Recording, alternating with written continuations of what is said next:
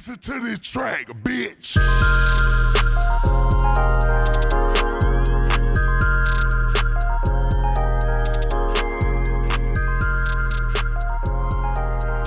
Hey, yeah, boy. Hey, yeah. Come on, man. We back in the building, man, for something very exclusive. My dog Rico Love, man. Hey, We in turn here the with lights my on. beautiful co-host, Dime Peace. What's that name? Jessica Dime in the building, and we back. Beauty and the Beats. Like Hey. that. And we got the legendary, Come on, man. the one and only. The Look, he waiting on the guru. rest of his. The guru. Platinum recording. Hey, goddamn Grammy Awards, listen. Multi. We can go on and on. Come on, man. You got Grammys too, right? Yeah. Come on, man. Grammy Award winning. Yeah, man. Rico Love in the building. What's good, my dog? Turn the lights on. Turn them on. Come on, man. Come on. Hey, Pleasure having you, man. I gotta say, this is a vibe. You know what I mean? Like, this is, y'all laid it out. This is really cool. I feel humbled and blessed. You know what I mean? I know both of y'all many years, but this is cool. This is really cool. It's I appreciate only right. It's only Only right. right. It was mandatory. Rolling out the red carpets for my dog, man. Yeah, man. I gotta say, years ago, I was signed to Us Records through J Records. And I remember when I did my first deal, they asked me who I want to work with, and I said I got to do a record with Bo Hagen. Yeah. And I did a song with Bo Hagen, and you produced it, and it was a line, a step away from the top, a step away from the block, a step away from shooting or getting shot. Yeah. I want to use that as the hook, so we chopped that up, and then we had Bo Hagen come and do the hook. And you did the beat, and it was years ago. I gotta find that record. I don't know if you probably got it somewhere in the archive, but that was the record in my head that I remember was that. Oh, it's really hot. Oh, it's really hot. Yeah, that's it. Oh, it's really Yeah, that hot. was a it's sample. really hot. Yeah, that was a sample. That was it. That was it. That shit was Yeah, crazy. I was yeah. like, yo, hear this it. nigga is hard. Hardest. Every rapping. That was rapping. One thing everybody would say was like, man, your voice sounds so much like Jay-Z. Yeah. You know what I'm Yeah, I saying? remember like, the that. way this nigga spit, it was like right I'm gonna be there. honest. When I first got signed to J Records, people would say that like, yo, you sound too much like Jay, and I'd be like, I can't help my voice. And this how. Yeah. But I was trying to. But the I fucking can't even delivery, lie. like the Back then, I wordplay, would never admit it, but I was like, man, I wanted to be Jay-Z so bad. But every time I remember the label would be like, yo, we trying to put this record out, but they saying it's too much like Jay, and I'm like, what am I supposed to do about that, nigga? You could have did something about that. You was I was trying to You sound like flipped up the delivery a little bit. I was trying to sound like Jay-Z. It's out there. It's out there. So it's the history for me. Right. Drumma, Rico. Right. Come on, man. Yeah. Come on, man. Me We and been you, rocking. Yeah. already history. Yeah. So it's like we go back Miami days, and it's just like I'm excited for you to be here. I'm happy you came. Yeah, I'm super It's excited. amazing. But I want to get into, you know how I get into things. I like to get into things, but I want to take it back like Rico Love. Because a lot of people don't know, but I always knew it was like Milwaukee. Mm-hmm. But you was born in New Orleans. I was born in New Orleans. My dad is from New York. My mother's from Milwaukee, Wisconsin. My parents were military. Okay. So my dad moved down to Louisiana in the military. That's where he met my mom. Okay. So I was born in Louisiana, and then when my parents split, I split my time in between New York and Milwaukee. Yeah. So, it's a lot of history. But even when I go to New Orleans to this day, New Orleans claims me. And they really embrace me. And I appreciate that because a lot of people who know the history and understand, like, they really know that that's my roots. That's where, yeah. How old? Like, do you still remember? Oh, I remember, I remember living in Gretna. I remember living in the Ninth Ward. I remember all of that. My dad moved to Carrollton for a short period of time. Shreveport, Louisiana is where my family is from. My mother's family is from. I was born, like my dad drove from, like, Natchitoches to the city, super. Like, I remember all of the details of my early upbringing. I remember visually. I remember being a kid and spending time in Gretna with the Landry family, which is my family, and my cousins. And, How old were you when you left New Orleans? really young, 5, 4. yeah, like around that time. But I Okay. remember going back to visit a lot. Yeah. Yeah. I remember going back to visit. Seeing the grandparents and whatnot. Yeah, cousins. seeing cousins and all that. And I remember you just said that it was because you was splitting your time. Did you decide like to split your time between your parents, or there's something like That's you something had they to do? decided, but I They was decided. also very vocal about spending time with my father. So I didn't, as a kid, I would cry when I left my dad. My dad was always present in my life, so it wasn't a situation where when my parents broke up, he was just, absentee. Yeah. He was calling every day, like he was just reaching out. I was always in touch with him. Back when you had to send pictures and take pictures and send it in the mail and you get in the, and my dad was always, but I remember every time I would go see my dad, I would cry and fight with my mother because I never wanted to go back. I always wanted to be with my dad. Really? Yeah. And you say Pops was in New York. Yes. Oh, So you love So you I went to the big always city wanted to be, shining lights. but even with, more than anything, me and my dad, even to this day, we just have an amazing connection. Y'all do. I noticed it. That's like one of my Every best son friends needs in his the father, world. man. Yeah. So and I kind of adapt that when it comes to my children. So even with how I raise my children, my kid's mom lived about 25 minutes away from me, but I keep my kids 7 days. She keeps them 7 days. I keep them 7 days. She keep them 7. So it's a situation where I'm active. I'm not like and no disrespect to guys who don't get to see their kids except on the weekends or every other week. But I never want to be a weekend dad. I want to be like right there with my kid. I help my kids with their homework. Every need that my children have, they call me for it. I remember being in Africa and my son called me for Uber Eats. And I Uber Eats for him from Africa. You know what I mean? So to me, From I'm most Africa. proud of that relationship. Providing meals. Yeah, Yeah, right. across the wall. All the way across the world. Like every time Got to. my And son is applause for away our from me. fathers If out I'm here, out of man. town, if I'm with I got my kids this week, right? They go back with their mom. What's today? Sunday. They go back to their mom tomorrow. Okay. So I would, if I'm not with my kids, it don't matter. My son called me and say, I want to go to my friend's birthday party. Can you get me an Uber there? Can you come get me? Can you pick me up? I don't care what's going on. I I'm got going you. to. And I always tell my kid, always call me. You never get on my nerves, even when you get on my nerves. Like, Yes, I told my always, brother that too. yeah. Just so they can know, it don't matter what the situation. If you want to go somewhere, you want to be somewhere, I got call your me. back. You come first. Yeah. And also, I let them know, if you're doing something you're not supposed to do, call me. If you get in trouble and you like, oh, my Yeah. dad told me Please not to call do this, me. Yeah. just call me. You know what be I mean? scared. No, Don't don't be be scared. scared. Like, let's get through it. I'm not I even had going. that problem with Blessing. She gets scared to tell me when she do something wrong, and I tell her, I'm your best friend. Yeah. You still got to tell me. I might react a certain way, but we gonna work it out. Yeah, And exactly. the quicker you can handle and resolve the situation. Exactly. That's it. That's I it. mean, That's don't it. waste time. Yeah, You don't want to waste time. It gets worse and worse by the minute. exactly. With kids, ooh. Especially them stains in the car. Listen. Let's get that quick. Right. So how was that like balancing that situation like with the 7 days and 7 days? You like it like that, but I'm saying like how is it balancing it? Yeah, I think it's an incredible journey to go through and deal with. Especially, it's been like that for 3 years now. But my kids are used to, especially my son, their parents being together in the same home. But I think they've adjusted to it extremely well. But also the positive energy they receive from their parents to them. You know what I mean? So a lot of people spend a lot of time beefing and arguing in front of children, and that's not cool. And I'm not trying to say that me and my kid's mom are like best friends, because we definitely not, and we don't really, we don't interact with each other at all, and that's okay. But one thing about it is, our children know we love each other. I mean, love them. So have even if we respect for each other. even if we don't love each other in that way, we love them. So they know that, look, I care about my kids so much that nothing is going to get in the way of that. Right. Their mother cares about them so much, nothing's going to get in the way of that. I've never had to play no games or had to deal with no games when it comes to seeing my children or being in my children's You life. know, a lot of men can't say that. A lot of men can't say Once that. they break up or do something where a woman get mad about something, Yeah. they strip the child from them. Yeah. And I don't think that's right. I've I never would had rather to- do that. I've never Like, had me to and go you with through me none and of you got going on, ain't got nothing to do with them because I know they love their dad. Right. Exactly. See, You know my what I'm dad and my saying? mom divorced when they had me. You know what I'm saying? So I So was you same never thing. had- I had a weekend dad. You know what I'm saying? Okay. But my dad spent more time on other days, Tuesday, Wednesday. What you doing? I'm gonna get you from school this day. Yeah. I'm gonna get you from practice. I'll Yeah. take you. You know what I mean? A lot of men don't know their rights too, though.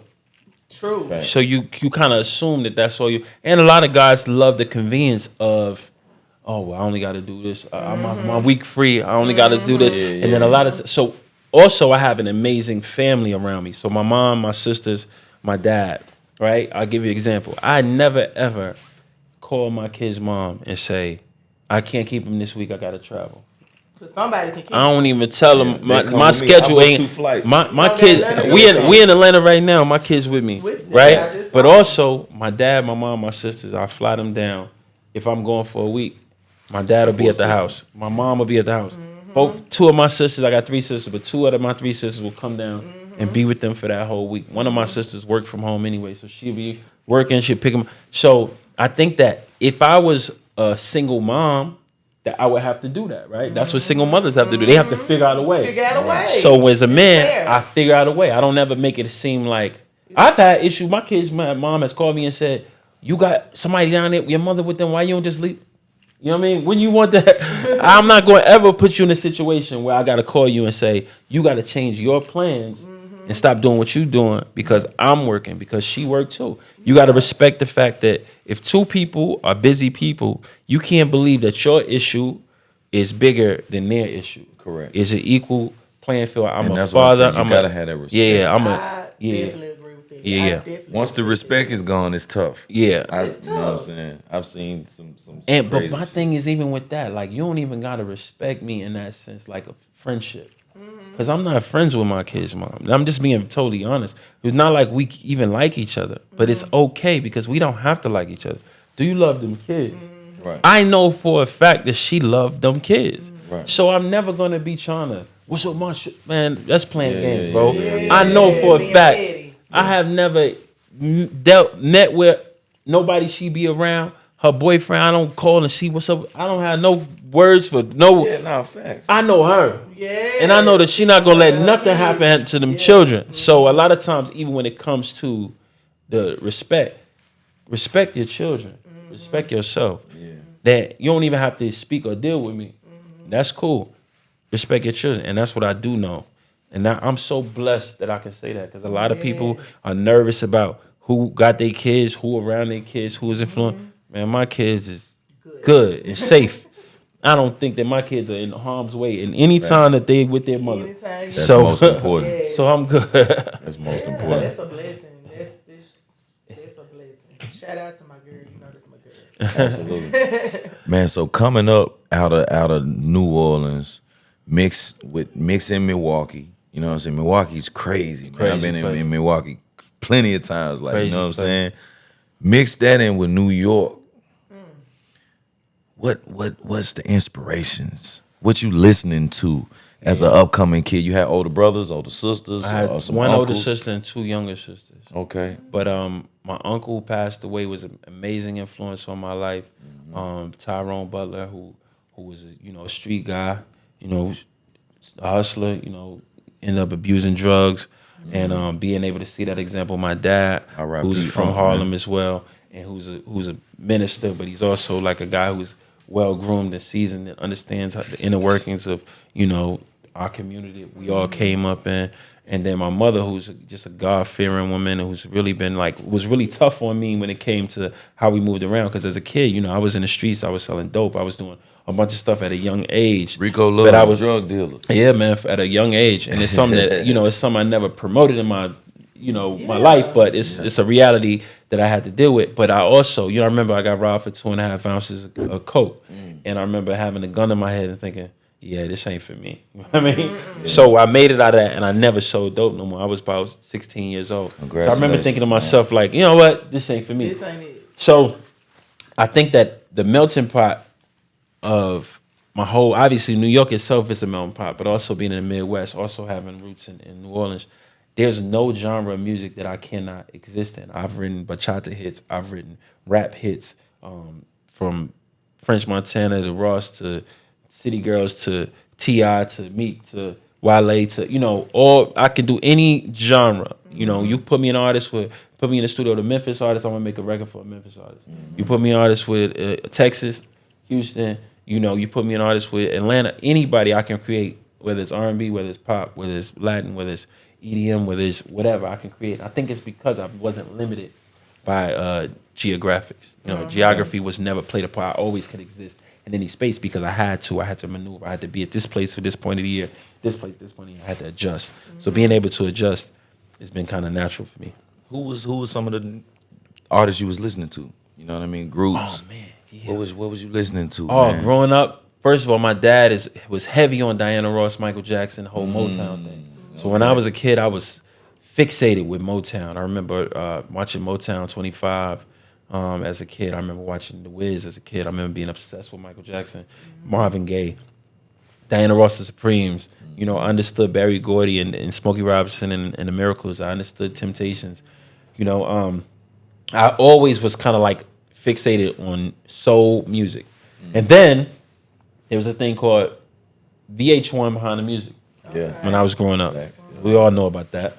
And I would sit up and watch, and I learned about Alice Cooper and Ted Nugent. I learned about AC/DC and Def Leppard. I learned about the backstory, and so many different artists that I started being able to understand what made a great song. So when I listen to Journey's Don't Stop Believing, for example, I remember being like, damn, it's one verse, two verses, bridge, third verse, and then the chorus. Format. I remember like, what's this format? It was like, so I understood how different songs was formatted. I understood how different artists used their vocals and how the guitar solo was important. How Michael Jackson always had a strong bass line or a strong guitar lead in all the songs. So I would understand. And so then I didn't even realize that I was in a boot camp learning all these records and learning how these records work. So anytime I would get in a room with artists, I understood innately how to make a hit record. And at the time, I didn't understand it. I was being taught that. But it was like I was being groomed just from the taste and just from the environment I was around. That's crazy. Oh, I wanted to ask you, so how did that influence that you just said bring about the rap side? Because a lot of people don't know. Well, a lot of people do, but a lot of people don't know. A lot of people don't know. As a rapper. Yeah. I started off as a rapper, and I think that there was a guy named Terrence Jordan. He's still alive. He's incarcerated. He's going, he got convicted of a double murder, and so he's gonna be, spend the rest of his life in jail. But I still gotta say I owe it to him rapping, because his name was Mr. G as a rapper. He lived across the street from me, and we formed a group called Rico Love and Mr. G, right? And he would make me write raps. And so I would write my rhymes, he would write his rhymes, and we would go back and forth. And This is in Milwaukee. Yeah, it's in Milwaukee. So I But remember. what even made you start writing rhymes? I always knew I was going to be an artist in some way. I loved R&B music, but he kind of like put me on to rap in a different way. Got you. Like he was just like, you need to rap. Okay, You know what I mean? got Because that was my best friend. So he was like, you need to rap, so you gonna rap. Okay. So I started writing rhymes, and I realized I was good at it. But as a kid, I was writing poetry heavy. Okay. I was heavily into poetry. I knew So- the wordplay come from somewhere. Yeah. Somewhere. That's what I'm trying to But I always was leaning more towards R&B and soul music. But he brought the But rap he was part. like, yo, you got to listen to this. You got to listen to this. You got to listen to this. You got to. So then I kind of got obsessed with the culture in that way. When I started writing rhymes, I ended up taking off further than him. You know what I mean? I was anybody know me as a rapper, as a rap, like I was a lyricist. So back when that was like, had to be like, so I really was good with writing raps and performing raps. So that was how I got my break. I really thought I was going to be the next Jay-Z. I was focusing my life on how I could be the next Jay-Z. You created a lot of relationships through Yeah, the rap. yeah. I got signed. I got signed as a rapper. Yeah. So when guys would work with me and hear me rap, they loved me as a rapper. They knew me as a rapper. And then I started realizing, as I progressed further into my career, I realized, damn, I don't think I'm as good as a performer, or my voice as a rapper is better than a lot of these guys that were coming up, their voices. When I came up, it was Lupe Fiasco, like those guys were, and I was like, damn, I feel like I can rap on that level, but I don't think my voice carries the same way his voice carries as a rapper. So when I started writing records, when Usher gave me an opportunity, I wrote my first song. It kind of like, it changed, but as far as my rapping ability, it still helps me. I wrote Twerk for City Girls, Enjoy Yourself for Pop Smoke, and doing the These Hoes Be Acting Up, and these niggas be like, or the T.I. Ball, like all those rap records. So even the artists that I signed to work with, and like, even in Memphis, like, believe it or not, I signed a group called the Fast Cash Boys out of Memphis. Yeah, that's family. I signed Fast Cash Boys, and then we did a deal with what do we do? I deal with Sony. Okay. And then C Money had went to jail. So then that kind of whole thing didn't work out. But I was, a lot of the rap stuff I do, people don't know about, and it's okay. But I think that's definitely a part of my DNA. It is. Oh no, facts. Yeah. It's most definitely a part of A lot of relationships do that Yeah. well, for sure. Yeah, man. For sure. What was the transition like going from rapper to writing records for other people? You know what I mean? Was it something that you enjoyed? Did you enjoy getting that check, having that percentage, that writer's split? Yeah. Was that a lot to deal with? Not having to perform. It was a lot. It made me sad at first because I'm like, damn, like I'm really known as a artist. I mean, as a writer instead of the artist. Even though we all are artists, When you create, you're an artist. But I remember being a little bit frustrated because I would be writing records for people and I'd get in there and I would rap on all the records I would write, and they would take me off. They'd take me off the record because I thought, okay, cool, I'll just write the song and I'll just rap on it, and they'll just leave me on it. Because believe it or not, I know a lot of people don't remember this, but back in the day, you didn't have to be famous to feature on a song. It was how you got famous to do the feature. Yeah. Now it was like you're only gonna get a feature from a popping artist, but we never heard of Mace until obviously mixtape Mace and Murder Mace, but mainstream then wasn't introduced to Mace until Only You 112. That was his first major look. So you didn't have to be a big artist. So even remember when Lil Zane was on the 112 record, that made everybody know him. You would introduce artists on records. So I thought to myself around the time I started writing a lot of records was I just write hits and I rap on them, and then that's how I break as a rapper. Then I had to really let go of the idea of being a rap artist, which is a tough pill to swallow, but Yeah. But niggas respect the pen game.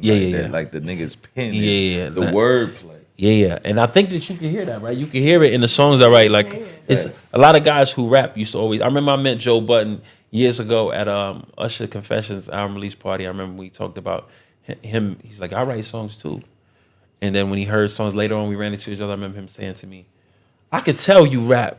I listen to your song. I can tell you rap. Like, you know what I mean? So a lot of times, by the way, most successful songwriters in today's time started off as rap artists. Dream started off as a rap artist. Yeah. You know what I mean? So a lot of us kind of came from that.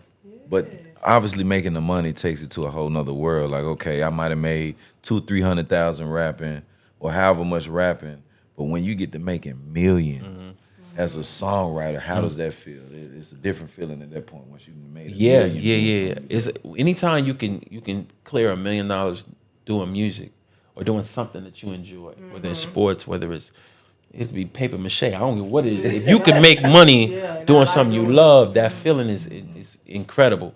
And that I think that changed everything for me. It made me feel like in any situation. I told this story before. I said I remember the day I found out I was a millionaire. I had a BlackBerry and I was living in an apartment in Williams Island, in Aventura area, Miami. And I remember I got a BlackBerry. I got a alert, and it said I had 600,000 deposited in my account. Right. So I'm like, oh shit! I meet D-Town, my brother's with me. I'm like, D, look at this.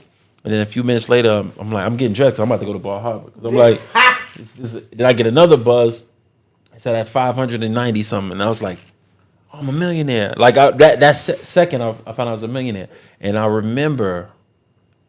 I always, no matter what the situation I'm in, I always tell people, in 10 minutes, I was a millionaire. In 10 minutes, I became a millionaire. So I always tell people, no matter what I'm going through in life, I know I could be 10 minutes away from having $1 million and not having it. So in a positive, if I had nothing, if I'm on my face and I got nothing, I could say, I could be a millionaire in 10 minutes. I'm 10 minutes away from having it or not having it. So whatever the situation is, if I got it, I got to be smart because I could be 10 minutes away from not having it. If I don't got it, I got to be grateful because I'm 10 minutes away from potentially having it. So that eliminates fear in any situation. It's being able to say that I'm in a space where I can create something that can make me that type of money. That's real. That type of time. You lived becoming a millionaire in 10 minutes. Yeah. Like you was going from one place to another in 10 minutes. Yeah. But take me back. So the first record you wrote was the Throwback record. Throwback record. So how was that? Take me in the studio with you and Usher. Was you and Usher? Was y'all in the studio together when you made it? I wasn't in the studio with him when I made Take it. me where you was So I was on Northside Drive, Howell Mill Road, Oh yeah. in the parking lot of a studio called Red Zone Studio. I was Oh yeah. outside, Red Zone. sitting in a green Acura. It's off of DeForest or something. Yeah.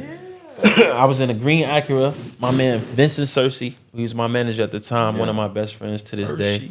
So Cersei was managing me. Excuse me. And I was gonna write raps. So Usher gave me the track and he said, "Yo, I want you to write for me. You got a melodic sensibility. You need to write for me, write this song for me." And he said, "I'm gonna sell 10 million albums, so because I need the money." So I went to him and I was asking for some money because I was signed to him as a rapper. And he says, "I'm not giving you no money, but I'm gonna give you opportunity to make millions of dollars. So write a song on my album." And he said just like this, "I'm gonna sell 10 million. So you need to be on this album. We trying to find somebody to write this song." So I remember I was gonna just write raps to it. And Cersei was like, "No, bro, write a song. He wants you to write a song. Write a song." So I sat in the car, put the CD in Cersei's green Acura. CD. I put the CD in, and I had a flip phone, and I had the voice recorder on the flip phone, and I sang the whole song in the phone. "You never miss a good thing till it leaves you. Finally, I realized that I need melody and everything." And I remember running aside to Pierre Mador, who was one of the corner boys who used to, I slept on their couch. And I said to him, he was inside the Red Zone. They had a room in Red Zone. I said, "Bro, you got to do this demo for me." And he didn't have time. He was busy. He's like, "I can't do it." And, it wasn't like he was brushing me off, but he just really didn't have time. While I'm leaving the hallway, I run into JQ. And JQ says, and anybody who don't know JQ is an incredible songwriter, but he's a great songwriter and creator, but he's an incredible vocal producer. So he used to vocal produce a lot of stuff and write songs and be from Room. He actually co-wrote with Sean Garrett as well. But I remember he said, "Yo, you want me to demo it for you? I'll knock it out for you, no big deal." So I gave it to him. He demoed it for me. Next day, he meets up with me and brings me the CD because we didn't have MP3. You couldn't just email it. Met up to me, gave me the CD, and I heard it, and I remember losing my mind. And he said, he did an ad-lib, and he said, "I wish I could throw it back to the way it used to be." And I remember he said, "Yo, Throwback Jerseys is popping now." This is in 2003. "Throwback Jerseys is popping. We should call the song Throwback." And he added that line, and he named the song. He said, "We should name it Throwback." Because I named it You Gonna Want Me Back. But he said, "Let's use the word back and let's say throwback." So I wish I could throw it back. That's So hard. that was genius. So I remember going to the office. Terrence Carter was sitting there in Usher's office. Usher was out of town. And I played it for Terrence Carter. And he had this desk, and he leaned the seat back, and he put his head up. He said, "Nigga." and he called Usher. He said, Boy, Rico wrote one. He got it. This is it." And That sound like Brian. That sound like B. Cox. Yeah. Like, and that shit changed everything for me. Man. That's crazy. Change everything. Everything for me. And I didn't even know that That's a big moment to deliver. Yeah, especially when a lot of people were trying to write to the record. Like people were trying to competition. write to the beat. And I think that they had given up on it, but Usher really loved the beat. So when I got it and wrote it, it was like, oh wow, that was a lot of. I didn't feel the pressure at all. I was just a kid writing a song in a car, but the way it impacted and changed my life, I didn't even know. And then when I bought the CD, I remember when I went and bought the album, I was going to. It was Wednesday night. Strokers used to have amateur night on Wednesday nights. So I remember there's a gas station across the street from Strokers, and I used to go into the ATM to get some cash. I went to the ATM. And the album wasn't supposed to come out till like 2 days, but the album was at the gas station. It wasn't a bootleg though. It was the real album. Available. And the guy was selling at the gas station across the street from Strokers, and that's when I bought my first Throat Confessions album. That's across crazy. the street from Strokers before I went to Amateur Pop Night. that in like, yo, this is me. I want this Yeah. joint. I made it happen. Either you could have made it happen or you couldn't.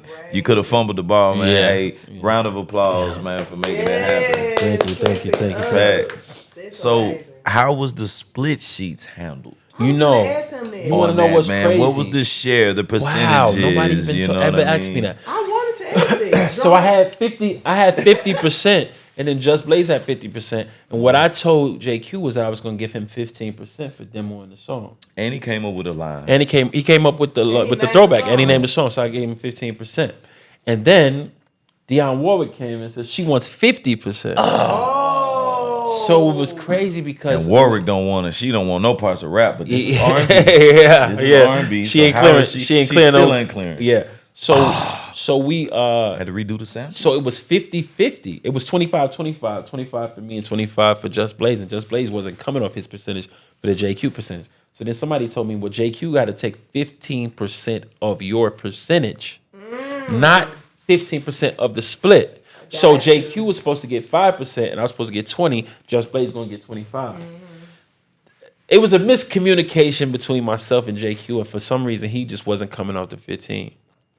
So I held up the Confessions album for about 3-4 years. Nobody got paid on Confessions because I refused until JQ agreed to take 5%, and I took 20%. And I remember running into Ludacris one time. He's like, nigga, you the reason we not getting paid on the Confessions album? Because basically, if one person is in dispute on the album then, it holds up everything. nobody gets paid. Nobody gets like, paid. hold on, let's But work in this out. fairness, think about this. But it's just adding up. It's just adding up. It's not like the money's It's not there. there. But when we actually got it cleared and everybody got paid, That Jesus. shit, by the time By that the 3 time you years get added paid, up, oh you man, get- that shit was some M's. first check had to been some M's for Luda. For me, Yeah. yeah. For me, it was 6 figures, but for them, it had to been like, you know, at A least- couple of M's. Yeah. For Usher, it had to been like it's ridiculous money. Like extra what 4, is- 5. Okay, Yeah. so Usher, did Usher get a split too? Not on that song, Okay. but he did. I did do a publishing deal with him, Okay. so he didn't take any percentage on that particular song. Yeah. Okay. Even though he wrote, I've never even had though to he give sang after, it. and even after that, I've never had to give Usher publishing on any songs after that. I know he does. Usher writes as well, but on some songs, even if they don't write, sometimes artists will take publishing. But after that, me and Usher have a different type of relationship, though. So you know, but I wouldn't be opposed to Usher saying, "Oh, I want some publishing on this song." You Usher, bro. As opposed You know, to like a Beyonce, she taking 20, 30% of everything. Beyonce took 15% from me, but she Beyonce.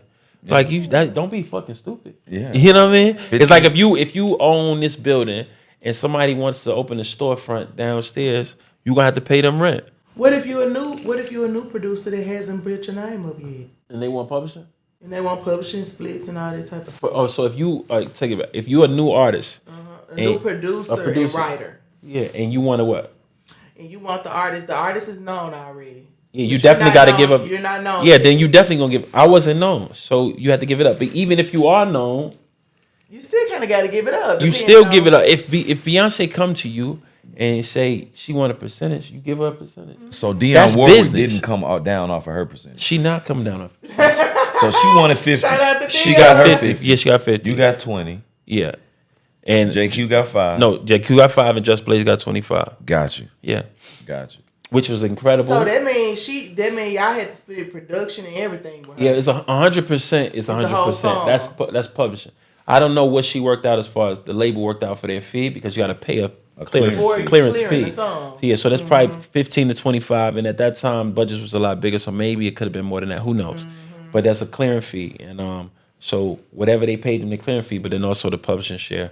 So Dionne Warwick made a lot of money off that record. Yeah, and she, as she should. And she should. She There's well a lot of deserved. records I heard she And- just totally denied. Like, Yeah. I don't care about a percentage. I'm not clearing it. Yeah. Oh yeah, that Some happens a records lot. She That's just, a lot. especially the rap. I did a song called "Bitches Be Like" for myself. I remember I did my solo record. I did a song called "Bitches Be Like," and I remember it was originally a sample, and the people wouldn't clear it. We was like, we'll get 100%. It's like, nope, it's say bitches. We don't want. But I'm like, the message in the song is not bad. It's saying, you know, and didn't they was wanna hear like, it. say bitches. I'm a church. I go to church. I'm not clearing that. So you couldn't clean the song up and say something else. It You would have took. replayed the sample. I even replayed. I had Danger redo the whole beat. Yeah. and it made a whole different record. Yeah. Because you did bring out a song called Bitches Be Like. Yeah, that's the song I'm talking about. Okay. Yeah. I remember that. Yeah. That's crazy. This is insane. And also, I want to say, like, when you do samples, or when you give artists publishing, a lot of people will take that as like, oh, these artists be lying. They don't really be writing a song. Publishing is real estate. So it's not about who wrote what. It's about who can claim the real estate. You're allowed to use my real estate. I'm Beyonce. This land that you are being able to sell your property on, I own this land. So in order to function on this land and profit on this land, you have to pay a tax. And that's just good business. So it used to be a time in my career where I'd be like, these artists take everything from us. That's the name of the game when you're on top. When you're in a position to own the real estate, you're able to say, I am in the position where I need this percentage of this, and you are going to give me that if you want to do business on my real estate. And That's what only publishing right. is. So I've been Plain and going through simple. a situation like that. That's why I asked you, and I asked. Remember, I asked you the other day. what I'm saying is, it doesn't mean, I'm not trying to say that everybody has to do it. They No, should. you don't have what I'm to. It's saying your is, choice. but what I'm saying is, if a person is deciding that, now a lot of times people will say, well, that's the only way we get paid, and this is and that. That's true, but this is their real estate. Now, even if you don't feel like it's fair, that's the name of the game, and that's the real estate. So now, what I would say is, your goal should be to get in the position where you're such a powerful, big name that nobody would, one, ask you for publishing, and for two, you could say to them, not only you can't have this record, or if you want to take publishing, but I'm not doing no records for nobody over there. Because I remember Dr. Luke, I was in a situation with Dr. Luke. When I did Nelly's album, I did Just a Dream for Nelly, was one of the biggest songs of that year in the whole world. And I remember the next single we should have did was another record, but Dr. Luke did a song called Move Their Body, which I wrote with Dr. Luke and T-Pain. And I remember Dr. Luke told Sylvia Rome, she was the head of Universal, if you don't make this the next single, you can't have this song. And I'm not rocking with none of the other acts that you're dealing with. Stipulations. That's how powerful Dr. Luke was at the Stipulations. time, that he was like, nah. And I remember that. And I ain't no shade to Dr. Luke, but what I'm saying is, you can go from one end of the spectrum to where an artist is saying, you got to give me publishing. And then you can grow up to the point where you on the end of Dr. Luke to say, not only am I not giving you publishing, but if you don't use this record as a single, I'm not fucking with you at all.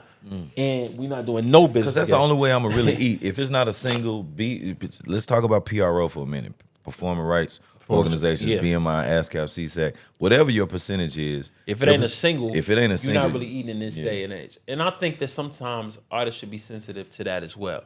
Because if it's an album cut for you, I know sometimes artists' publishing deals are different. So they'll give a publishing deal based on how many percentage you have on per album. Because a lot of publishing companies will know this person doesn't write. So we got to make sure we own a percentage of each song on this album so that we can recoup this publishing deal, which is a very intricate business. And obviously, I'm a 40-year-old man who's been in this business for 23 years. You know what I mean? So I understand it like nothing. Like the same way you understand it, same way you learn it, and I'm sure you're figuring it out. But as the way, so if a publishing company is saying to artists, you got to give me a certain percentage, then they're saying, all right, I get it. I understand that you have to have a certain amount of publishing on each song in order to fulfill your publishing obligation to get your back in when this album comes out. I get it. But there's some situations where you look at artists and you say, my man, you getting every piece of the pie. Like, come on. Let me just get, you know what I mean? Let me get the 5, let me get the 10, let me get the But again, they still have the right on their real estate do that. to say, but this my land, It bro. comes to character. This my land. It ended up coming to character, actually. And even if it ain't character, because I don't even want to take it, because I don't think Beyonce or anybody is making a bad decision by saying you got to pay to be on this real estate. Because you know how hard it is for Beyonce, for Usher, for Chris Brown, for Trey Songz, all these whoever artists. You know how hard it is for them to build up that real estate? Right. So you can have a platform. Come on, man. to go And in. do you know how easy it's gonna be, even with your 5%? You know how it's easy it's gonna be for you to recoup make that with money. 5%? Do you know what your 5% gonna total Just by being on thinking of Beyonce a album? song, At that time. You At that wrote time. 50% of the words. You Yeah. wrote all the words. She want her 30. You might walk away with 20, 15, maybe 10, whatever. Do you know how much that 10% go? I'd rather have 20%. If it's on the radio, of you 10 really gonna get million some money, yeah. than 100% of 100,000. Yeah. At the end of the day, it's all about figuring out, how to maneuver your way into business, how to push your way ahead, how to use small opportunities to turn them into larger opportunities. Right. When you can do that, Right. you can write your own check later. Right, facts. Think about the brand that you build being on a Beyonce album. Yeah. Or working with a Rico Love. Yeah. Or, you know what I mean? Like, come on, bro. That's How do y'all feel about independent artists, though? We talking about labels now. But how do y'all feel about I think when it comes to independent acts, it's a gamble. It's an extreme gamble because it's so hard to break as an artist. facts. Because it's not about the hits. When I was growing up in the business, it was all about the hit record. And now you can have the best song and it don't do nothing because the kids care about the artist first. If they connect to you, they'll convince themselves they like the music. nowadays, you giving a hit song to an artist that's just coming up could be a detriment to you because they can't push it properly. If they can't push it properly, but also is another gamble. It's like when I go to Vegas, I always play 36. I put 1,000 on 36. I put 100 on 36. I put 500 on 36. Sometimes I hit. A lot of times I don't. But when I hit, the whole trip paid for, right? That's how it is gambling on a new artist. It's like if I got this great song, most of the time that I give it to independent artists, I know for a fact that this is not going to benefit me in a way that it could potentially benefit their climb. Correct. It'll benefit them long term because they got this song, this song, this song, this song. The next thing you know, it's like teacup, saucer, out. This song, take them out of the way, right? But my teacup, saucer could be the first song, 4 songs they had. When they get to that 5th one, it go crazy. Might not be mine. Right. Got Right? you. So I help this person grow. I help this person build a catalog. I help this person get on playlists and build their name and build the consistency and build the trust between them and the playlisters and the different people. And then my song may not ever make nothing. I did a song called Go Hard for Kevin Gates. I remember I was on that song. Yeah, you was on that. I was talking on the song. So I remember doing that song and thinking to myself, this is one of his biggest underground records. People still come to ask to me this now. day. Yes. Is that you talking on this Yeah. song? I'd be like, yeah. So think about that. Doing all those records that I did for Kevin Gates in the beginning of his career didn't make me money. Now the relationship that I have with Gates is timeless, priceless because he's like, Rico fucked with me when nobody didn't know who I was and got on my record and gave me the records for free because I didn't charge anybody for those records. But they didn't benefit me at all in the sense of Wait a minute, what you just financially. say? You said you didn't charge. I didn't charge them for the records. So and by the way, I'm platinum producer. And you didn't charge 50, for 60,000 those records. But it's certain, you know, when It's he certain moved to people, do it's certain certain things. things. Yeah, you yeah, do yeah. certain, yeah. So when he facts. came to me and was like, you know, I did a whole Trina album for free. Like a whole album. I think it's But you called The signed One. Trina at once, didn't you? No, I never signed Trip. That's Oh, what I people thought she thought. was. What Okay. people thought because I was doing the whole album. But I remember she was like, well, what we got? I said, don't about to pay me nothing. Let's just do the record, right?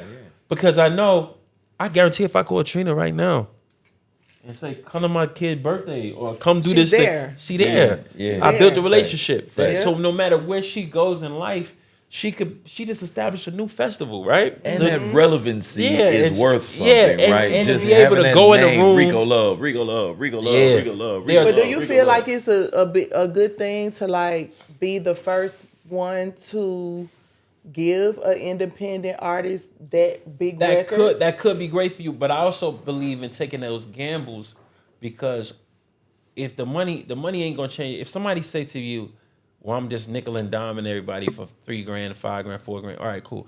Is that $4 grand worth a potential relationship with that person when they blow up? If you know what I mean, is that worth it to you? If they don't, like imagine If they don't blow up. if they don't blow up too, it's not gonna make a difference. Right. Like if somebody is like 60,000, that can make a big difference for you. But 2-3 grand that you bullshitting about, so you tripping about. Yeah. If you in that position, you might as well just do it for free and build a relationship. And but build a relationship, but what's the but? everybody's not grateful, so I can't say that Yeah. later on that's going to benefit you. Yeah. Because there have been That's situations true. where I've done things for people and they don't remember. You know, they don't call you back for the next project. They don't Facts. reach out to you. It's happened to me from big artists to small artists. Yeah. Cause you gave It's a just lot like- you gave a few people big records. Like I remember you guys City Girls, they big record. Yeah, Twerk I did for City Girls, and sometimes it be in a situation where they follow up, like blah blah blah. But on that record, a lot of people gave them a record here, record there, record there. My record with them went #1, but Yeah. but sometimes they don't see the value in doubling back, right? So do I look at them and be like, oh fuck them bitches? Nah, it's like it's the nature of the business. I didn't gamble on it. They paid me handsomely. Right. Oh yeah, so it wasn't a gamble because they was with a label already. It wasn't a gamble for me. Right. It was like I made a bunch of money on the front end. I made a bunch of money on the back end. That was before. And That was that- after and that's the Esther too, best. right? It was during. It was like around Like the around the same time. Okay. Yeah. That's the best, and it's sometimes a rare situation when you can make a hell of a lot of money on the front end because the front end is just an advance. Yeah. So you still got to recoup that you front end to recoup make that, the yeah. back end. But when the record's so big, okay, we made hell of money on the front end, and the record we went number one. Yeah, so yeah. you know what the back end was looking like. You know what I Yeah. mean? To be able to And go heavy on the the front person and who the back. co-produced the record with me, Nova, was signed to my publishing company. Ooh, So it's a whole other play. which creating your publishing company, Yeah, it's building the up. So company. the Building it catalog. up. So all of it is, but it was a gamble but it wasn't much of a gamble because they paid me. But it's still like, imagine if I did that for free for them, and then then I would think in my mind, You still they would've- gotta you- call me back for the next record. But they may not. That money But- would have came back on the back. oh end my God, even more. you'd have made more money. even for free. But it don't matter to me. I feel like it's all in the beginning. For a lot of relationship. times, for artists, you got to make sure that you're smart enough to understand how to amplify your own voice. Right. Because an artist is going to be an artist. An artist, by their nature, is selfish, and not in a bad way. Selfish in the sense that I'm on the stage and it's about me. So some artists always remember to shout out the guy who helped them. Some of them don't. But turn the lights on. I don't need you to say my name one time in say your it. life. Put that tag on there. You don't ever gotta When say. did you start using the tag? I started using Turn the Lights On around 2006, 2007. And I How was far hanging- was this into your writer's This career? was 2 years, 3 years into my writer's career. So what happened was I was writing for this guy named Mams Taylor, who's one of my best friends. He was living in LA, and I moved out to LA with him, work with him.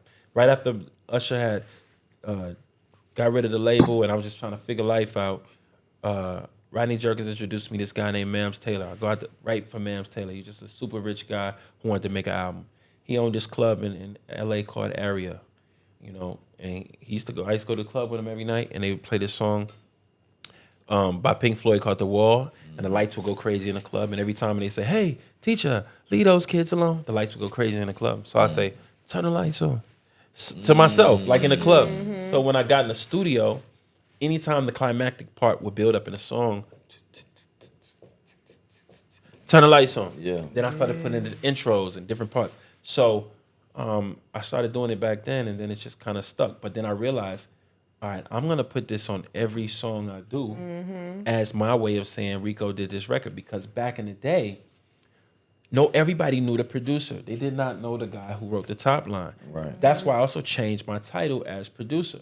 So on every record that I write, no matter what's going on, I'm listed as producer on that record, and I get points. And before I get in the studio with any producer, I say, hey, by the way, I do co-production on everything I do, and then split the points in advance down the middle. A lot of times guys be funny at it, and then I realize what they was getting and then what I'm getting.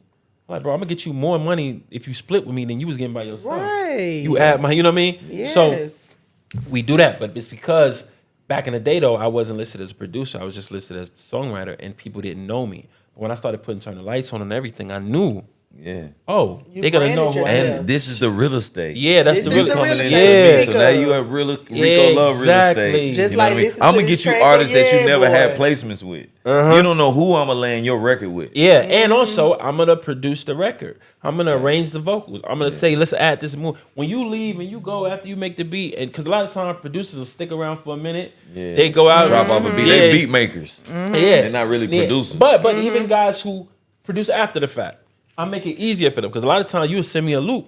I write it, you'll get it back and build around the vocals, right? Yeah. But a lot of times I'm gonna do it for you. So by the time you get the beat back, you're gonna be like, that's why I say give it to me tracked out.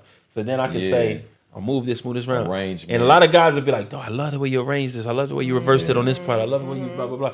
And I'll say, all right, cool. I'll tell them exactly what, I need you to layer the clap. I need you to add this bass line right here. Yeah. You know how you did on this part where I did the vocal. I need some the finger 808 to snaps do this. to sit here. Yeah, I need to. So I do that and I make sure that my position is valuable, and I'm not just saying I'm producing That's by dope. name, but I'm That's also producing the vocal and arranging the record. So, but to get back to the point, I started to add and turn the lights on because a lot of times top liners, which is, if anybody who don't know, a top liner is a person who writes the lyric and melody. So we all are writers. Drumma is a writer, whether he wrote the hook or not, or wrote the verse or not. He's a writer because he wrote the music. Right. So when we talk about publishing, our publishers refer to us all as writers. Correct.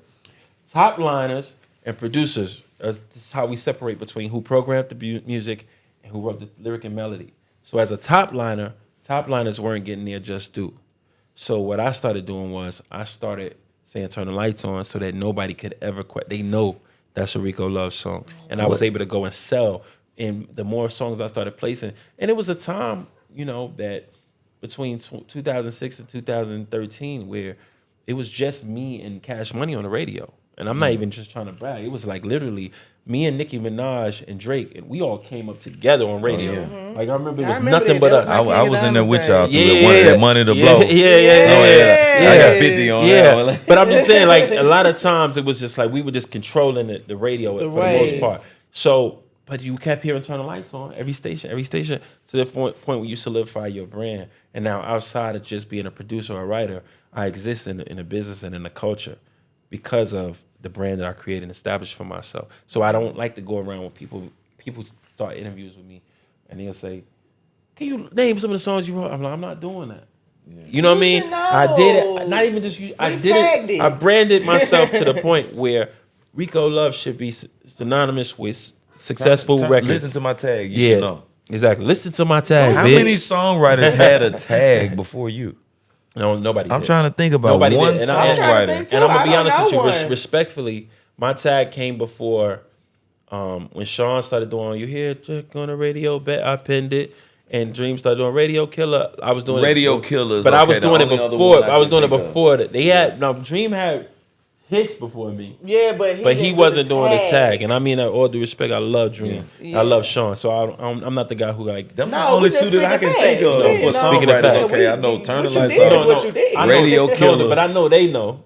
Yeah, but sometimes people create these little, narratives. But I can't think of nobody else outside of them Me two. either. Yeah. A lot of people later on started doing things. And then I think Esther Dean's style was so unique that she didn't even have to, because her style of writing was we know what she took. It was like you could I tell. love her. Yeah. Gucci, you don't love me. But even with like like the late way she did the her bounce and flow and the way she writes, it's just like you just know. Now that was crazy. I thought Esther was gonna like really go hard on the artist side. And it thought was like when she got that opportunity, it was like she didn't want to. I think that both of us were had too much money.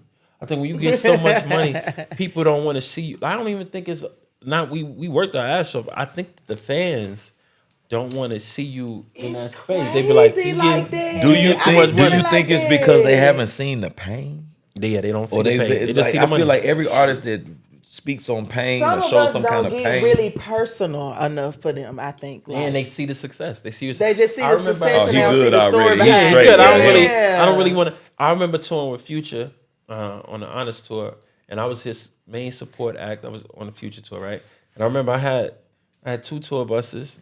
I had wardrobe changes in between. I had fur coats. I'm like, yeah, nigga, they not gonna support you. You coming out here as already you should have came more, But that just was the way I was living my life. I couldn't not. But I should have also understood. Rico Love, the songwriter and producer, earned this. Rico Love, the artist, hasn't. Right. So you need to be performing on the budget of Rico Love, the artist. And Rico Love, the producer and songwriter, he is who you are when you leave here. That's what I learned. And through all of these journeys, you learn, you start figuring out. That's why when people are like, I wonder why, what's the name? I can look back in retrospect and be like, I see what I did wrong and I see what they maybe have done. And you can understand that, Gotcha. Okay. Even with you, Dom, it's like people look at you and they're like, oh, she good. So you got to grind a lot harder. You got to go in the trenches a lot more. You got to do it, put in a lot more work, because they're going to look at your situation and feel like, if this don't work out for her, she's going to be fine. Right. She's a hustler. She's going to figure out some eyelashes. She's going to sell some shoes. She's going to do some nail polish. She's going to get some money.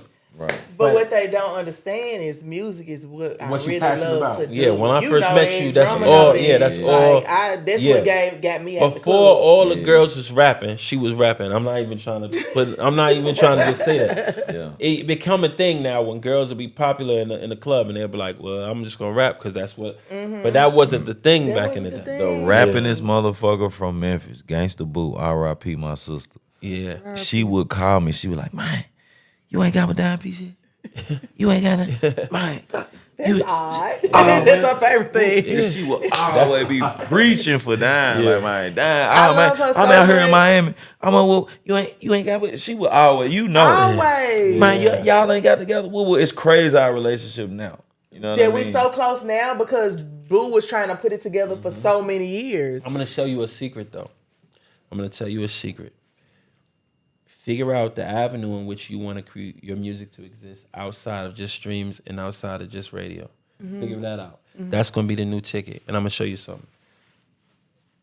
Attach the music in some way to pay for to in the TV and the film and the something and sell it that way because of who we are, because of how long we've been around. I'm not going to connect to a 12-year-old the same way a 18 and 16-year-old artist will. I cannot even try. So trying to sell music to a platform and to a group, a demographic of people who intake their music in a way that my generation doesn't intake their music is ridiculous. Because if they got to choose between me, a 40-year-old man, and a 16-year-old kid, they're gonna go with the 16-year-old kid every day of the week. And then it's 150,000 songs being uploaded on Spotify every day. Wow. Every single day, right? So I have to look at that and say, how do I weave it? No, I'm gonna figure out a way to exist. So there's a TV show called The Black Hamptons on BT. I did the music for that. I did the music for that. So now my music is existing on that television show. Right. They just got picked up for season 2. I get a call the other day, hey, we need you to do season 2. I take my music, I place it in there. My artist wifey, baby, I put her on there. The projects that I've executive produced, the new songs I'm working on, just throw it in the show. Let that pay. So then you got to find different ways. So now I just created this thing called the Love Foundation, where I record in a setting just like this, record music, and it looks just like this in my house though. And I write songs and I invite people. And what I'm about to do is, instead of doing a podcast, because you guys are thriving and killing on the podcast scene, I don't want to just jump in. We record ourselves making a record. That's dope. So I love this. now I I'm want to finding ways. So we come to the house, we produce the record, we write it, we produce it, we make it, and we cut it, and we record it, and then we give it to the world. People see the process. So now we able to earn money, still doing music, just not through the same way everybody's doing it. So take the passion and the love for it, and then figure out, I know that I'm not gonna have a high chance of excelling if I take this street. Right. Even if this is the fastest street to get there. My street might need to go this way and go this way, but guess what? We all trying to get there. Facts. That's why I was telling you about the mint. We see artists like 50 That's Cent. what When you do your show, That's what I'm you're doing. able to Producing your take own it. show, putting your music on your own show. So then it'll go a different way. And then Same as the for show 50. elevates, the music will elevate. Same with 50. Cent Come on. going crazy, man. Like, And you He think- started and that's out getting 50. 17,000 You know what I mean? episode. That's Come low on. for 50. Come on. oh yeah. Come on, 50 Cent. But equity.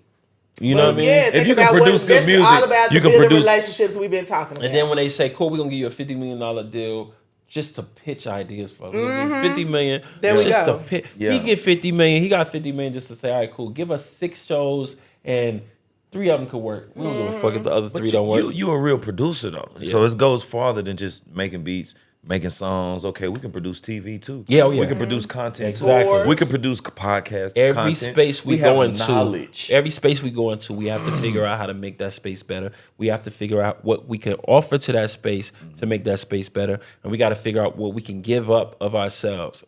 And that's the key. People don't understand that part. Everybody want to know what they can do and what they can get. What do you have to give? And I understand that. Facts. So understanding what I have to give up Yep. is more important than understanding what I'm going to gain. Exactly. When I understand that, then I'm comfortable knowing that in this situation, this person is going to benefit in this way. And that's okay. We have to be okay with that. But I got be to okay figure out a with way it. to make my music and my passion, my love for the art exist in a way that's going to benefit me in the space that I am today. And what I mean by that is not taking less. What I mean by that is saying, how do I, in my peak in my career, I was making such millions. How do I make quadruple that time in this new space that I'm in existing? Because I have to elevate, I have to go further. But I have to be smart enough and wise enough to understand that I'm not going to be able to exist in the same way that I existed before. Nelly told me some shit, changed my whole life. He said, you got one time to be the new guy. That's it. After that, you got to figure out a way to either grow or maintain in a different space, but you're not going to meet a new guy. The new guy, you walk into every room, you go to BMI Awards, go to CSAC Awards, go to ASCAP Awards, everybody. Yeah. But every time I walk in those same spaces, they give me the same love. Reinvention is a motherfucker too now. Reinvention is a lot. We look at Busta Rhymes. Come on, man. For example, man, Puff. For example, I mean, it's a lot of people we can name, but Reinvention, Jay-Z. Yeah. I think that's what You know I'm what I doing mean? now, reinvention. Yeah. Yeah, And just so figuring that's out a way to take every opportunity and not just using it as I'm gonna do this. No, how do I excel myself to propel me past where I was before in this other avenue? If I was making $16 million a year in this one avenue, then that means that I should be making $38 million a year, $48 million a year, $68 million a year in this other way. I got to figure out how to propel myself past what I was doing before. But guess what?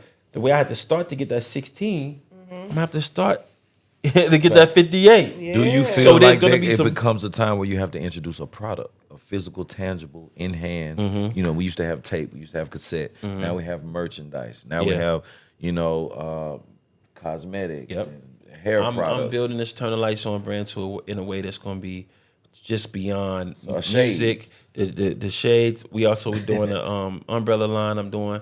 I look that. back and I thought to myself, guys don't have. A lot of times, women don't know what to get guys. We don't. So let's create something that women can always get. I'm doing the wallets. I'm doing the shades. I'm doing socks, and I'm doing umbrellas. So That's dope. we're gonna launch. My birthday is December 3rd. We're gonna launch December, and we're gonna introduce the world to the umbrellas and line TTLO everywhere, and more so targeted towards young fly women who want to give to their guy. Every girl ain't got their hand out. No. A lot of them do. A lot of them have this entitled energy, but some women is like, I want to do something nice for my guy. Yes, I said that today. And when I was buying in my him hair a done. Goyard bag that he could buy himself is fucking stupid. Why don't I figure out something that he needs and that can add value? He can always gonna remember me for, because every material bag or something that a woman's ever got for me is sitting in the room somewhere. But if anybody ever bought me something that added value or that I needed and didn't realize I needed, it's special. So I'm creating that and just finding different ways to exist. We got to But get the also- pop up at House of Fresh, man. We definitely got to. Oh yeah. Oh yeah. We got to do the pop For up. sure. Yeah, Let's Drumma do got a that. store. House of Fresh ATL. Yeah. Let's do that. Over there and on also Howell Mill, Howell 1770 Howell Mill Road. Also, I do online webinars and I do one-on-ones, and I that's dope. teach classes and courses. So, you know, a lot of people, if you go to my Instagram, I am Rico Love, click a link, it's a preneur link, and it got all the information on it. A lot of people want to have a sit down with me, and for years I would not do that because I felt like I don't want to charge people to sit down and talk to me. And then over time, people were like, no, bro, people want to be able to do this with you. I created a music conference and I go all over the world teaching people music.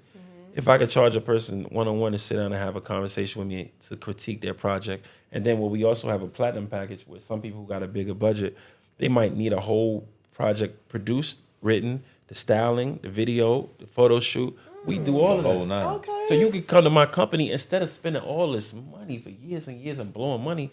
You could come to my company and say, all right, this is the artist, this is the look, this is the feel.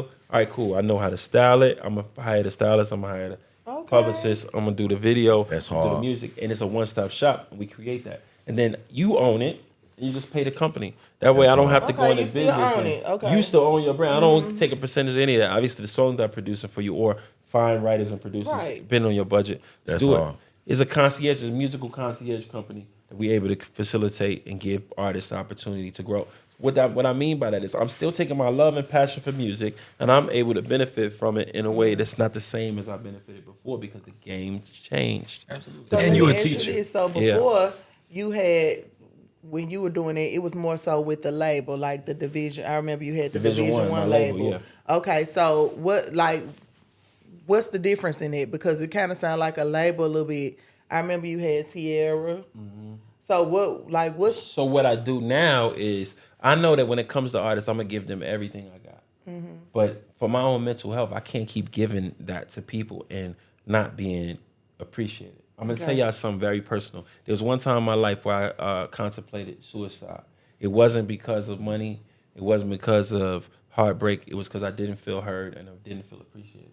So I always think to myself, if I keep putting myself in positions where I could potentially not be appreciated, then I'm triggering my own. You're hurting yourself. You're hurting yourself. I can't blame this person for what's so you in their feel nature. like having a label was more Too much for me because I'm giving too much to people who sometimes don't know how to value you. And I can't blame them for how they was raised.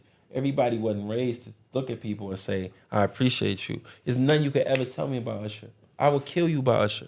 He gave me an opportunity. Me and Usher go through our shit where I'd be like, man, this nigga tripping. And he'd be like, this nigga Rico tripping. But nobody gonna ever know because that's the different level of loyalty that I have. I also understand that everybody don't exist in that way. And you would I'm expect that from expecting- all your artists. Yeah.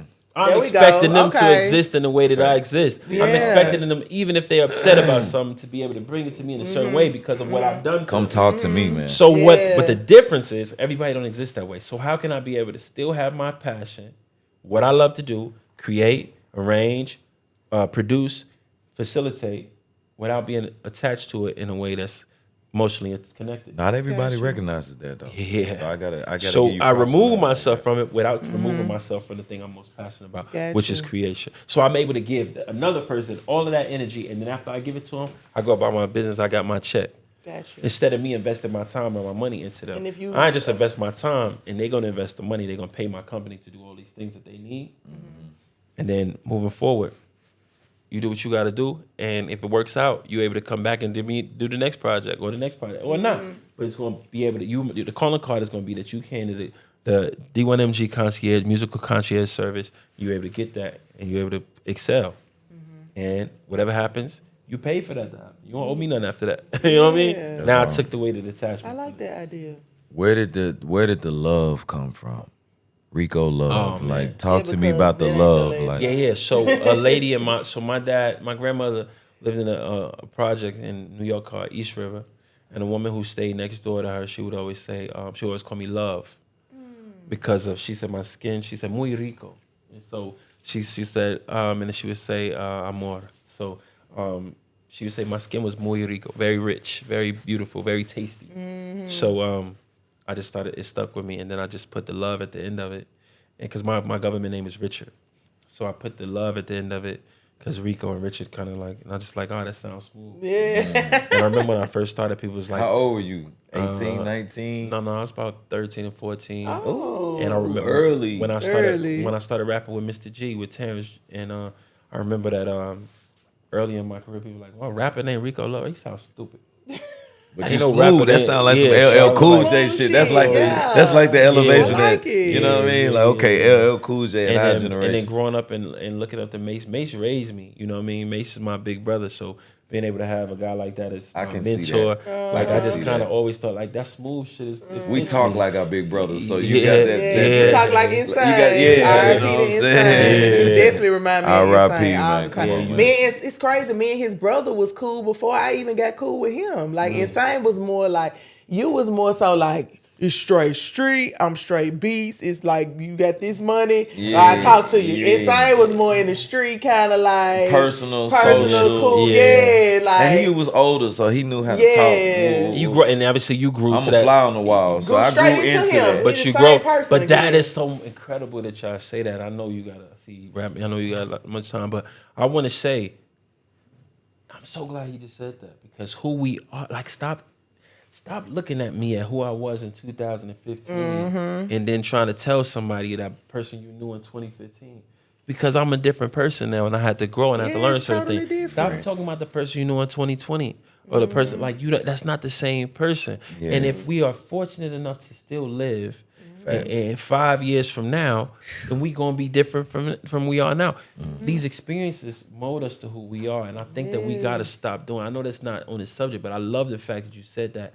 It sparked something in my mind, because who you were when I met you, because you were a lot less personable when I first met you. Yes. You know what I mean? You was Yes. very aggressive. Very you was very straight. cold. You know what I mean? Yes. And to see you smile was or laugh drama. and all that was a rarity. You know what I Yes. mean? I was almost like, Do this like, nigga, do we yeah, fuck with are the we record, or cool? you know what I mean? I swear, I was the same way with him. That's Yeah. why Boo used to always be like, "You ain't." I'm like, "Nah, I'm gonna leave Drumma alone." But you Drumma- grow. yeah. You Bro, grow. it took me to lose my brother to get into this side, to be personal and Yeah. sociable. And Because you know And what like it was, I said, too, I bro? already had that relationship with his brother. But it was the memories of your brother that you kept replaying, and you started forming your personality based on his memories. And I'm sure there was a piece, because he's not here, you have to be that. But I'm sure if he was here, you wouldn't have to be that, because he would be that for you. because he was there. So and then I had He be Squeak. calling me, I "Damn, got pull Squeak, up." so he collected the money. Yeah. And all I'm doing is just either you paying me or not. Yeah. Either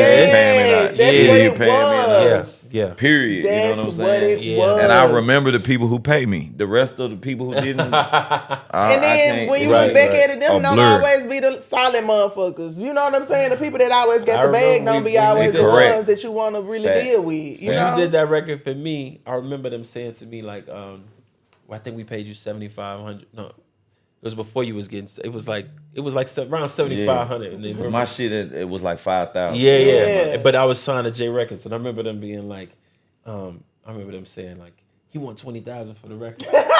And I'm thinking in my mind, what it's he my want. first deal. I'm thinking, all right, well, I don't know what y'all, I don't know what the budget is. They like, Yeah. man, I remember Usher being like, man, Rico ain't got $20,000 for a beat. Like, what you crazy? Yeah. So we talked you down to 75. Yeah. Hey, that's Squeak. Shout out to Squeak.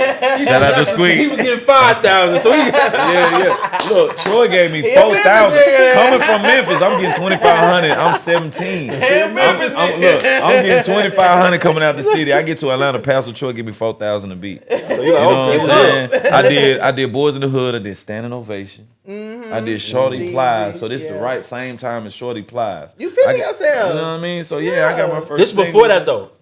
This When we before- was working, it when was we was working before. was before that. When I paid you for the beat, it was 2003, 2004. Yeah, so we was at So 5,000, 6,000. yeah.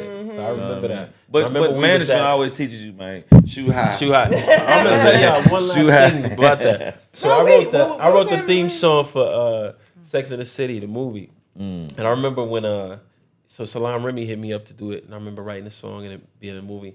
And they asked me at that time I was getting 2,500 writers fees.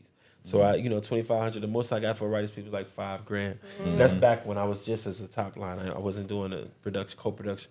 So I would get a $2,500 writing fee. So I remember Salam Remy reached out to my management. He said, "Yo, so Sex and I think it was Lionsgate. I don't know what the company was. They want to know how much you want to charge for for writing the song." And I was like, "Tell them 20,000." Same shit. See what I'm saying? He said, he told them on the first email, he said, it's a $20,000 writing fee. And they was like, okay. I was like, fuck! You should have said 50,000. Yeah. I should have said 50. Yeah. I would end up getting at least 35. Yeah, they would have talked right on down to what you wanted. First one they said, Yeah. cool, that's cool. I That's was like, cool. we moved too fast, but that's the name of the game. You always shoot high. But I want to get into a couple more things before we get out of here. You being an artist, because I remember there was a big time for me, like in Miami, when you came out with They Don't Know and Yeah. stuff like that. How do you feel like the difference in like being an artist and being on the producer side? Did you like the touring and performing and stuff like that? I love touring. I love performing. In a perfect world, I would definitely have been an artist. Performing artist, right? Because of the volume in which I can write.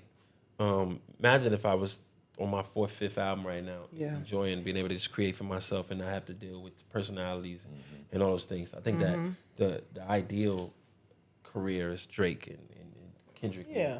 And like those guys are able to just create and just put out their music and just do it. That's always what I wanted for myself. But they don't know. And I'm gonna tell you another thing for any artist out there working on records. As a songwriter, I felt like I was 10 times more advanced than They Don't Know. But I had to understand that people were introduced to me through it. They don't know. So I did a record called Codus in the City.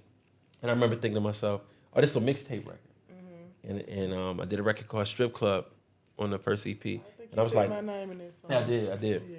So I remember doing that, and people were like, I remember thinking, I had a record called Somebody Else that I thought was going to be the biggest song in the world because of how advanced and I remember thinking to myself, this is going to go. And Larry Kahn, who was the head of radio at Interscope, said to me, I don't know, Rico, maybe we should go to a strip club because it feels more like They Don't Know. And I was like, this nigga don't know what he's talking about.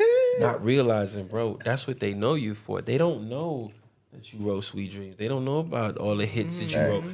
They care about what they heard from you, which is They Don't Know. So give them another They Don't Know. And give them another They Don't Know. And another one. So what I should have did was I put out an EP, a mixtape called I Sin.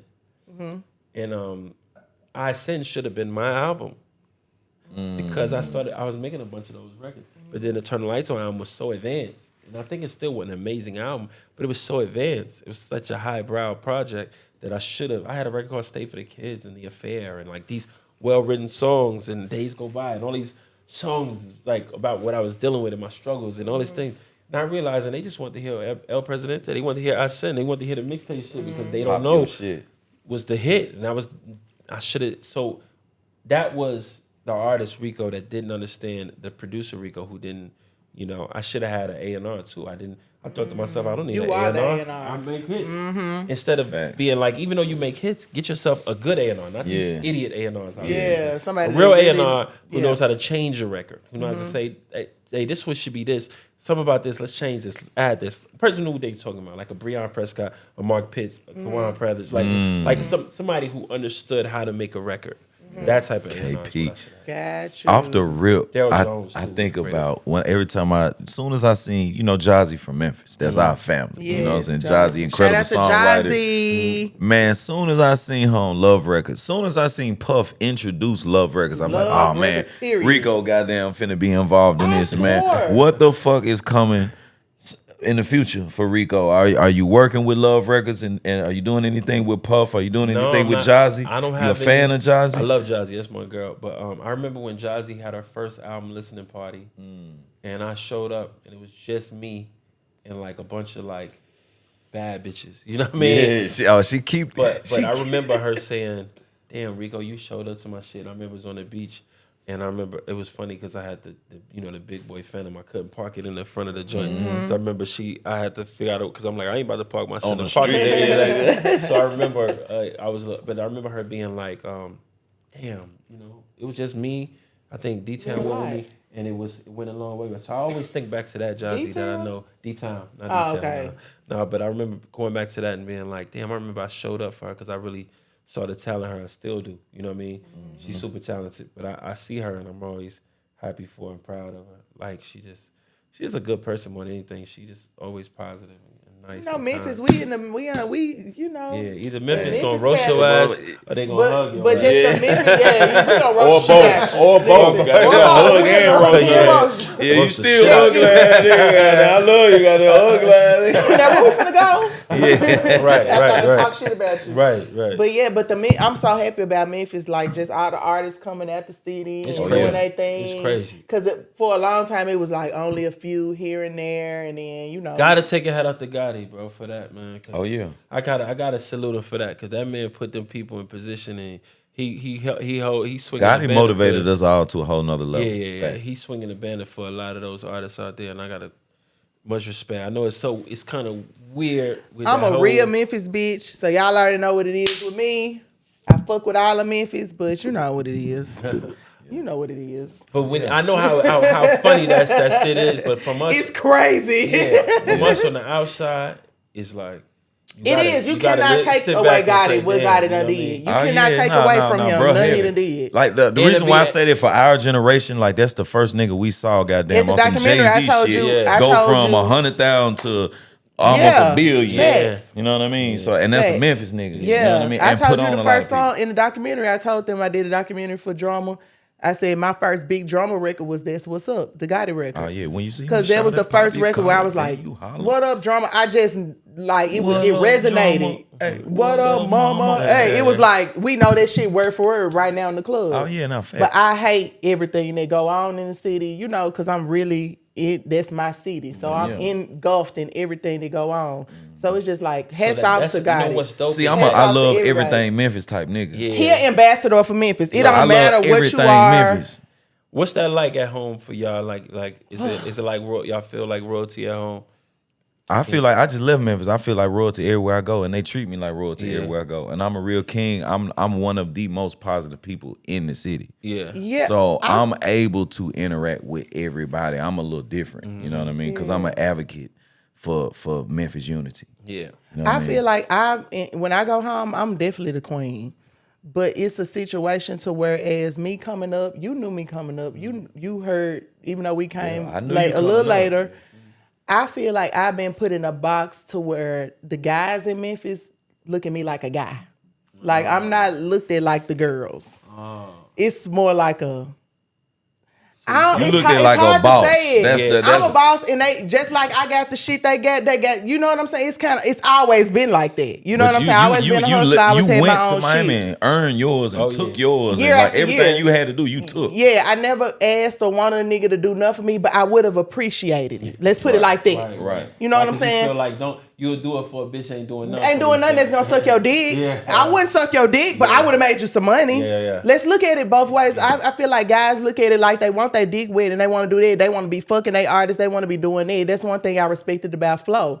He never wanted to do any get into that. You know what I'm saying? He made sure it was always respectable for us, the girl artists, the women artists who was on the label. So I just look at it like they always looked at me like one of the guys. Like it's a competition with me and the guys, and I want to be like a sister. I want to be on y'all records and jump. Look out for me the same way you'll look out for somebody. Yeah, because I'm gonna have your back. Yeah. I'm gonna be there when everything go down. Like that's how I am with my friends. And you when know, lead- Drumma. I'm and gonna when be you there lead for a my city, friends. You should want to be able to call somebody who's connected with other people in other cities because she's so connected in other places. Right. And you could be like, Niggas don't even you know know. what's her name? She'll call and be like, nah, that's yeah. Rico. You like that's, Exactly. You know what I mean? All in Detroit and she be like, Yeah. she knows such and such. I have Right. looked out for guys from my city from when I was in Miami without them even knowing it. Yeah. You know what I'm saying? We'll be in Miami. Gangsta Boo was one time. We was in the strip club. Boo was like, "Man, Don got you straight food." Woo, Yeah. good." Yeah. You know what I mean? Come on. Yeah. You know what I mean? I be like, for real, we ain't got to pay for nothing. I'm gonna tell you, a lot of people don't even know.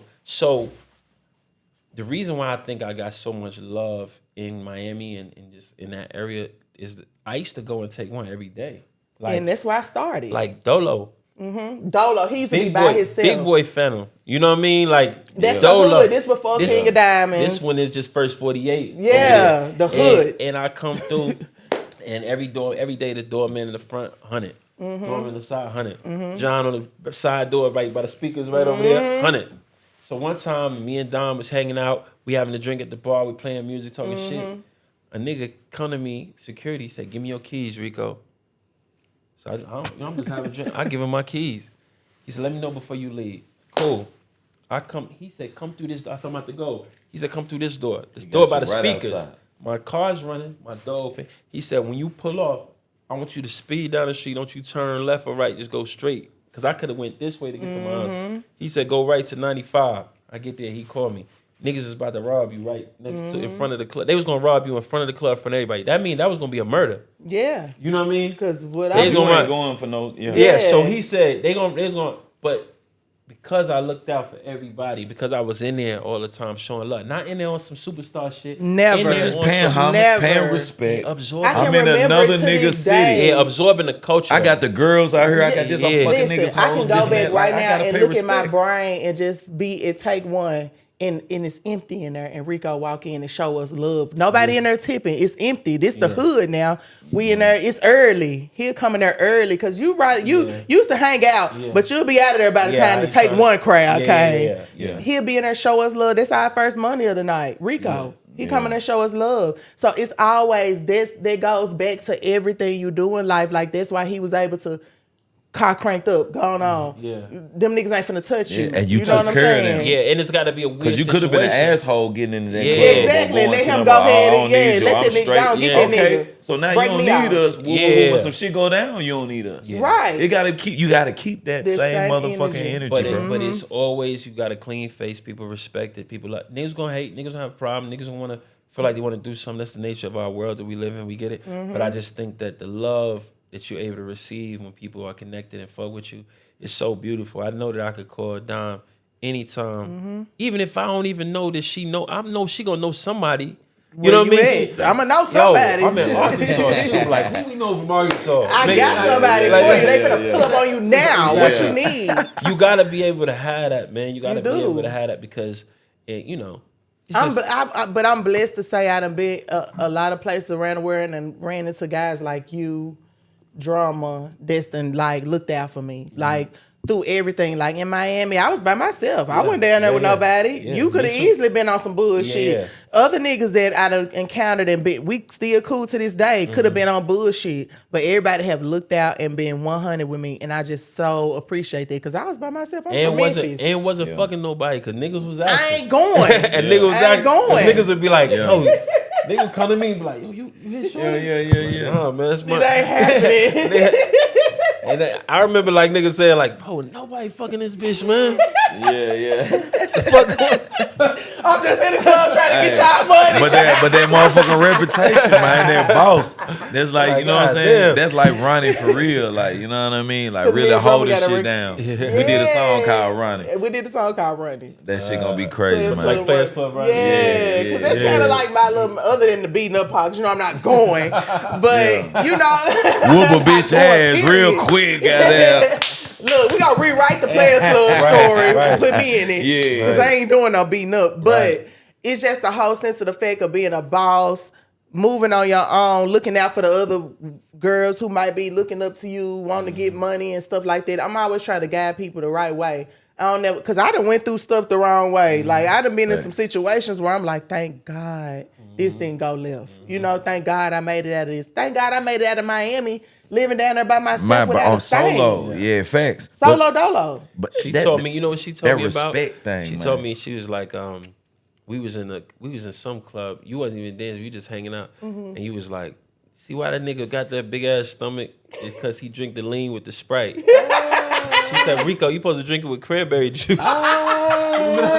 You told me that. She said, you supposed to drink it with cranberry juice. She said, them niggas can't shit. They can't shit. She said, That these niggas stomach can't. is rock I hard. remember sitting back thinking like, damn, that make a lot of sense. All the niggas I know who drink lean got these big ass stomach. Damn. She be like, they not drinking with cranberry juice. Because you're locked up, nigga. You can't tell me because I drunk that shit. What I they call did that shit? The girth or the what? I wasn't on liquor like that. I was drinking lean, which is I'm very embarrassed about now today. But the cranberry juice kept me moving. They like, you drunk all that lean? You ain't fat, bitch? No, I'm not fat. She told me that shit. And every You gotta time I drink see it with niggas the drinking cranberry. lean, I be And like, you know what you told me one time? You was like, you watch everything going on around you. Like, you ever like relax and just...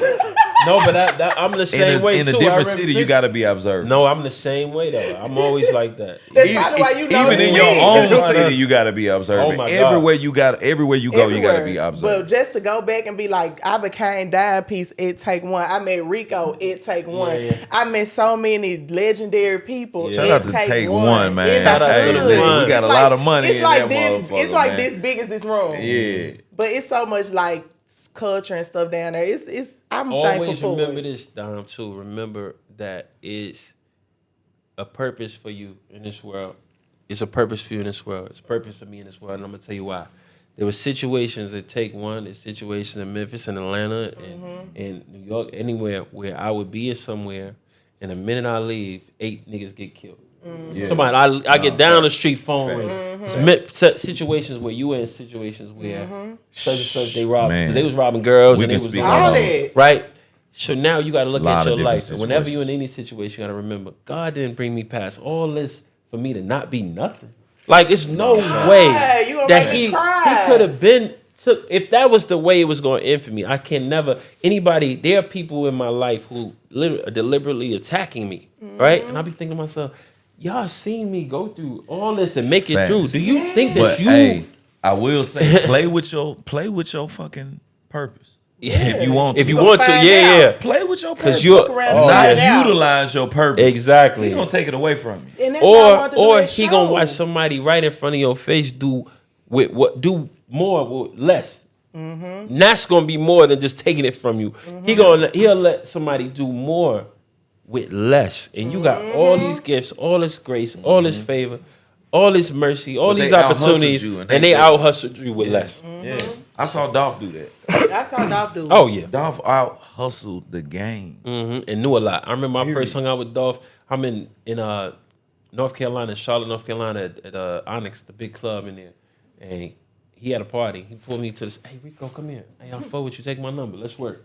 And I remember me and him, he did a record with me and everything. And me and him was kind of close. We understood each other. And I would just call him. He'll see I was hosting a party in Memphis and be like, "Hey, you good? You good in Memphis? Yeah. I seen you on the flyer. Yeah. You good?" Like that type of shit. That's just Dolph, like man. love, man. That's who Just- gave me my first rap feature was Dolph. I didn't even know him. I didn't know him at all. Man, He R.I.P. played my dog, disrespectful. man.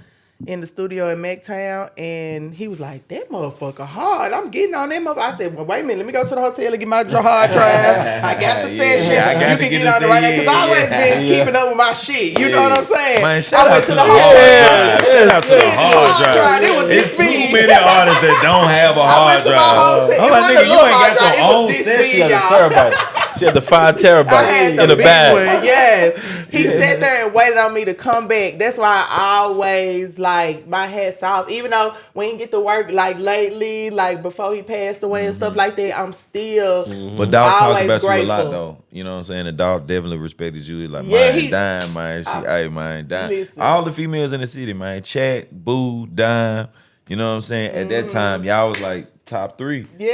You know what I'm saying? Shout out to I'm still Glorilla, top Glitter 3. Gloss. You know what I'm saying? It's man, Kate Carvin. Yeah, I love You know all what I'm them. saying? They dope. I love all them. I yeah. just wanna like it's like I'm like I feel like I'm the big sister. Like I wanna like Facts.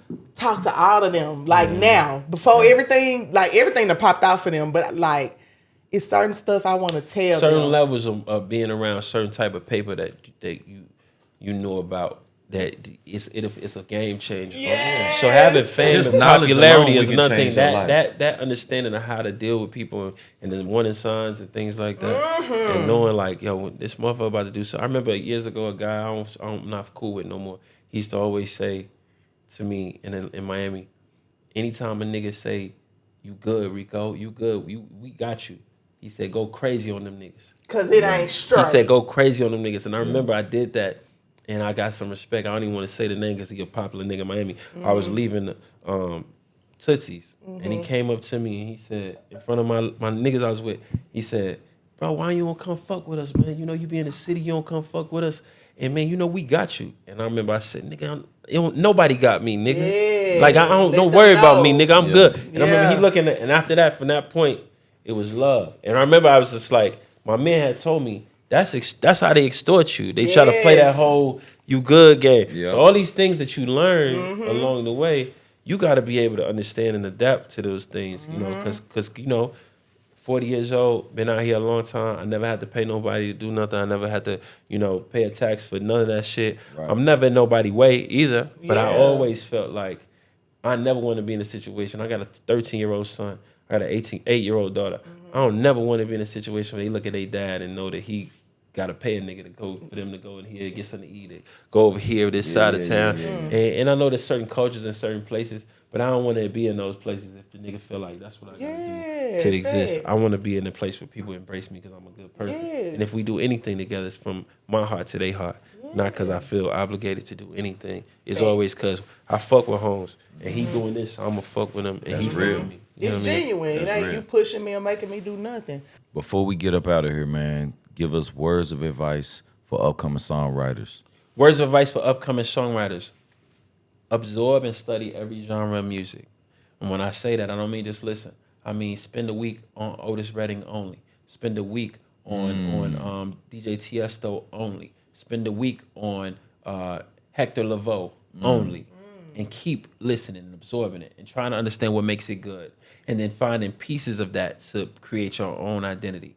But if you just listen to one type of hip hop, one type of R&B, one type of soul all the time, it's impossible for you to discover different parts of who you are. The greatest thing ever happened to me was going to college. When I went to college, even though I didn't graduate, I met people from different spaces, different races, different faces. too. I was able to see these people and realize they do things different in Virginia. Oh my God, in LA they do it like this. Or in the Bay they move like this. In DC they do this. I was able to realize that if I try it the way they're doing it, I'm learning new things about myself. It's the same thing with music. Listen to all types of different music and explore and find out what makes each of those things great. And these are the ingredients that's going to make you as a creative. Hey, I know Like you that. did the college thing. I forgot about that. You and K Michelle did college. Yeah, FAMU. Okay, yeah. yeah. For sure, man. Hey, man, it's been a pleasure It having you on the has. show. We're going to have to definitely do a part 2 because Yeah. there's more that we We gonna go to we Miami could keep and do the going. part Yes. We're going to have to come to Yeah. Miami, pull up at his studio, and we Yeah. get to work. You know Yes, what I I mean? want to. I get. Me and That'd be Rico gotta do crazy. some more. Yeah, so let's Wow, do we that. working Let's on do your that, joint. man. Yeah. Please, y'all. Miami part 2 We gotta coming do soon. that. We Yeah, I gotta do heard them say it, so don't Yeah, let me go. man. Beauty and the Beast, you feel me? me? Already, man. Like Thank that. you, Rico. Turn the lights on. We are gone, man. Turn the lights on. Beauty and Rico the Love. Beats. We Beauty and out. the Beats. We love you.